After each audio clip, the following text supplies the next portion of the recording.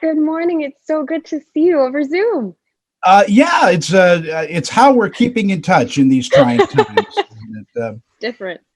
Ali, I'm going to start with you. Congratulations on such a wonderful teen movie. We don't see many that have this kind of heart. Thank you. I really appreciate that. I absolutely fell in love with the script as soon as I read it. So it's really nice to have a film out right now that's going to talk about hope and really coming together as a chosen family and getting through whatever tough times. And it speaks to friendship quite a bit. I mean, you have this wonderful body of friends that I sometimes we don't appreciate our friends until trouble happens. Is that pretty much true? Sure. I think a lot of us can relate to that. We had an amazing cast on this film and we truly connected as really great friends. We also have, amazing teachers as well that lend their voices and really contribute to a student's life that we also bring into the film. So yeah, it's a lot of, again, friends that become family after a while. Are you and Rhenzy friends off camera now? Absolutely not. No. It's despicable. Yeah, we're great friends. I almost had to cancel the friendship because Auliʻi would get up at 5 a.m. like most days before we start shooting and like go do yoga somewhere in the Pearl District of Portland. She would invite me like, oh, you should come like before we start shooting. I was like, absolutely not. That's never gonna happen. In an age where a lot of young actors are looking for those action roles and shoot 'em up, bang bang roles. This is a very gentle role as a dear friend. What attracted you to this part?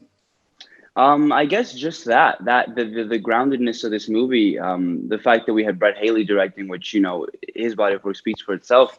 He makes very grounded and like very beautiful, heartfelt films, and that's sort of what I wanted to do since I got into this thing. So you're right in that a lot of people do want to be in the big epic movie, and I'm not necessarily opposed to that. But to me, so much of what is important about film is how much heart it has and how honest it is. And to me, that this movie has all that in spades. It was so nice, Auliʻi, to hear your voice again. You have such a magnificent and commanding voice. Thank you very much. You are too sweet. I appreciate that. I try. So tell me a little bit about that. Are you still performing? Yes. I really love singing. I'm really grateful that Brett was used one of those talents because I happen to know what I'm doing in that area more so actually than I think in film, because this is my first live action movie. So there was a lot of my face in it. And again, Brett really helped to try to make that process a little less scary.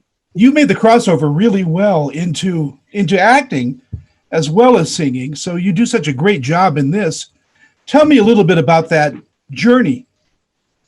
Thank you. I was very, very lucky that my first role was Moana, where I played Moana. I was 14 when I was cast. The film came out when I was 16. I got to work in New York on Rise for a beautiful year. And then I moved to LA and I auditioned and auditioned and auditioned and I got this. So it all paid off. But yeah, I'm really blessed that actually this film kind of gets to show a different side of me and definitely is more in the vein of what I want as a career in the future as well. So I feel like I've made a wonderful transition, but I've had great people along the way to help me as well.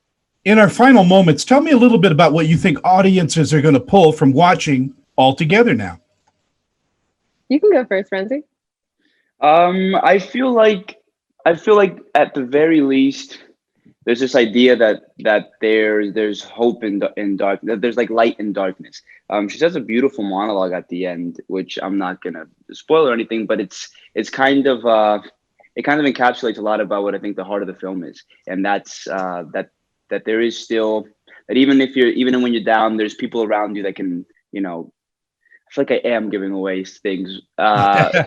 That there's light in darkness, that there's always some silver lining, not to be too brought down by what life might be throwing at you at the moment. Well, it's a wonderful film. I loved it. I cried at the very end. So for an old man to do that, that's got to be something. It's a pleasure talking with both of you. Congratulations, and I hope to catch you on the next one. Thank you very much. Thank you Bye-bye. so much. This celebrity interview is sponsored by